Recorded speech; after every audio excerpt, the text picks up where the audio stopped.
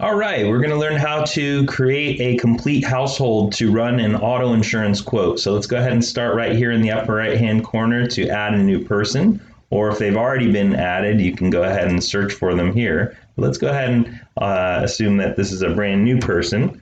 So we're going to go with this. You'll see there's a lot of fields here to fill in, but we're going to just show you which ones are required for the auto insurance quote. So the date of birth, date licensed is important. If they got their license right when they turned 16, you can easily calculate that. Although the license number is going to tell us when that is, so that's not too big of a deal.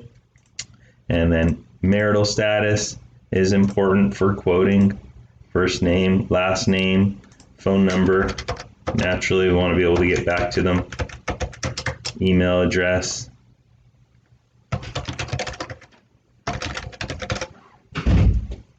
There's other helpful things here. Preferred method of contact, received text, not so important. And then additional phone numbers and email addresses. We do want a driver's license number. So let's get that in there, and the license state.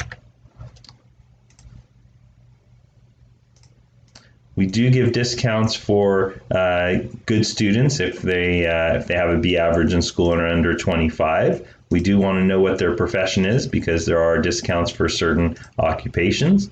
And that's about it for the auto insurance. So these are the fields that should be completed to run an auto insurance quote.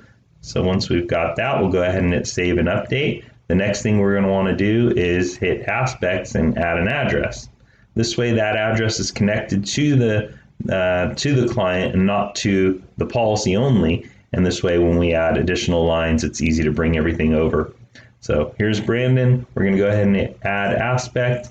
And let's go ahead and put a premises address. And this is his occupied premises. We'll check here if it's in the system. It's not in the system.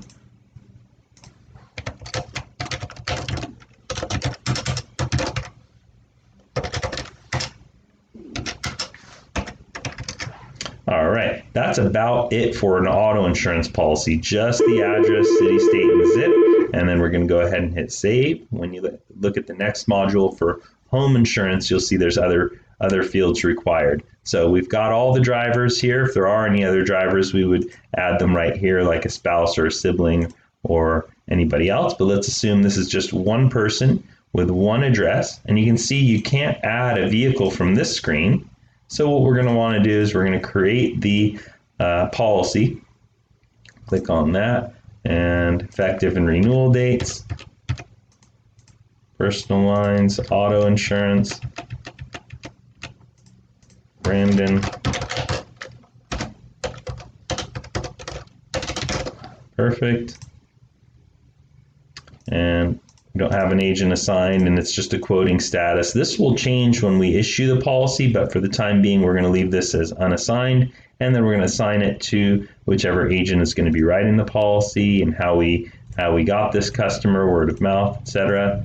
And we'll go ahead and hit save. Now you'll see it does require the premises address in the vehicle, but since we already have the premises address, we're going to go ahead and click this button here to expand, and there's his address. We're going to go ahead and add. Now we've added the aspect, and then when we refresh the screen, we'll be able to give it some detail here. We can assign how this person is related to the insurance policy, how this is related to the insurance policy, premises and mailing address.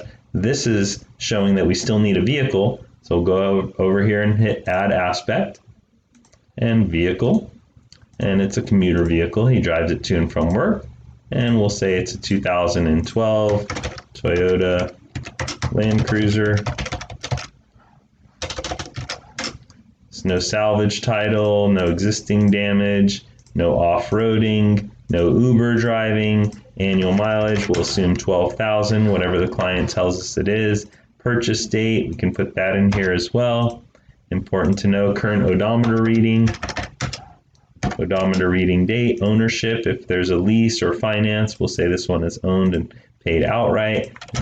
VIN number over here, and coverage desired, not so important. We'll generally quote comprehensive and collision coverage, theft, fire, vandalism, collision for the vehicle, but that's up to the quoter.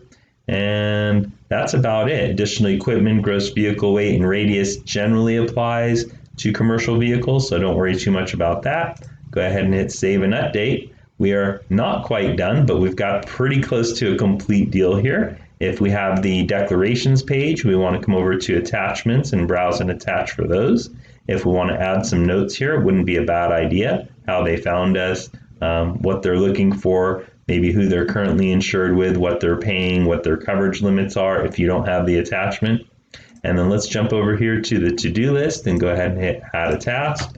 And we'll assign this auto quote, police quote, and then we'll assign it to whichever broker it is. And we like to generally give it an overdue due date so they can see that earlier. See that at the top there to task list, and we'll hit save.